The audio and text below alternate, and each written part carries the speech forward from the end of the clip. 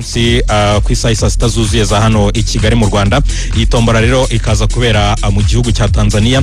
Ibi bivuze iki? Bivuze ko equipe ya APR FC ndetse n'ikipe ya Rayon Sport ziraza kurara zimenye abo zizahura nabo mu mikino y'ijonjora. Ni mu gihe kandi mu yandi makuru nuko umusore witwa Biramahire Abedi aherutse gusinya mu ikipe ya ES Setif. Umukino wa mbere wa gicuti yakinnye yaje gutsinda ibitego bitatu cyangwa se icyitwa hat-trick mu bwo rero batsindaga ikipe ya Al Shelf ibitego 4-3.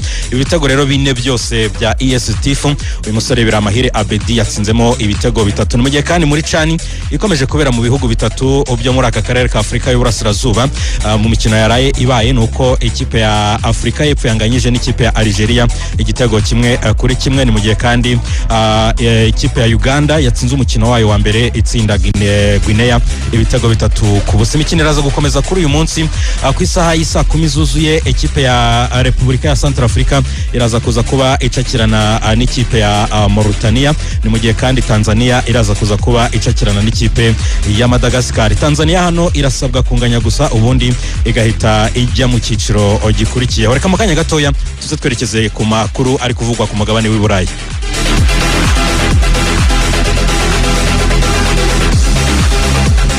Yego nibyo ku mugabane w'Uburayi amakuru ahari nuko Ethan Nwaneri uyu musore ukina mu kibuga hagati mu ikipe ya Arsenal yamaze gusinya amasezerano y'imyaka 5. Na amasezerano rero azamugeza mu mwaka wa 2030 ari umukinnyi wa Arsenal. Ni ibiganiro byanatangiye mu kwezi kwa gatandatu ariko rero bikaba byaciyemo muri uku kwezi. Ni mu gihe kandi ikipe ya Paris Saint-Germain yamaze kwemeza ko igeze mu biganiro bya nyuma byo gusinyisha umusore witwa Ilias Barinyi kuva mu ikipe ya AFC Bournemouth. Ni mu gihe kandi iyi kipe yari herutse gusinyisha Lucas Chevalier n'umuzamu yakuye muri ekipe ya Lille. Ikipe ya Paris Saint-Germain rero yanatangaje ko mu gihe Ilias Barinyi yaba imusinyishije izahita inabatangaza mu mukino uzaba mu cyumweru gitaha wa UEFA Super Coupe ubwo ikipe ya Paris Saint-Germain izaba ihura n'ikipe ya Tottenham Hotspur. Iyi UEFA Super Coupe nibutsa abanyarwanda ko ari umukino uhuza ikipe iba yaratwaye igikombe cya UEFA Champions League ndetse n'igikombe n'ikipe yatwaye igikombe cya UEFA Europa.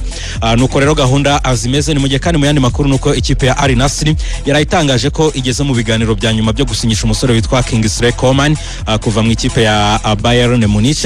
Uyu musore rero Kingsley Coman aranatangazwa mu cyumweru gitaha mu gihe uwitwa Inigo Martinez nawe ukina muri ikipe ya Barcelona baba bumvikanye mu cyumweru gitare rero bazahita babatangaza bombi uko ari babiri. Ni mu gihe kandi mu yandi makuru nuko ikipe ya Napoli iyi niyo ifite Scudetto y'umwaka ushize cyangwa se igikombe cya shampiyona y'igihugu y'Ubutaliyani mu mwaka ushize yamaze gusinyisha umusore witwa Miguel Gutierrez. Uyu musore rero ikaba yamukuye mu ikipe ya Girona yatanzweho miliyoni 18. Ni mu gihe kandi dusoza nuko nakubwira yuko ikipe ya Chelsea ndetse n'ikipe ya Manchester United zigeze mu biganiro bya nyuma byo gusinyisha umusore witwa Alejandro Garnacho. Garnacho anatangaje ko yagiye yanga ubusabe bw'amakipe menshi cyane avuye mu Butaliyani, mu Budage ndetse no muri Arabia Saudite kugira ngo ajye mu ikipe ya Chelsea. Reka dusoreze ku musore witwa Benjamin Sesko. Uyu munsi arasinya amasezerano mu ikipe ya Manchester United nyuma yo gusoza ikizamini cy'ubuzima mwanafunze. Urakoze Filemon. Murakoze namwe kuba mwabanye natwe muri aya makuru. Reka tubifurize kugira impera z'icyumweru nziza munogerwa na gahunda zacu.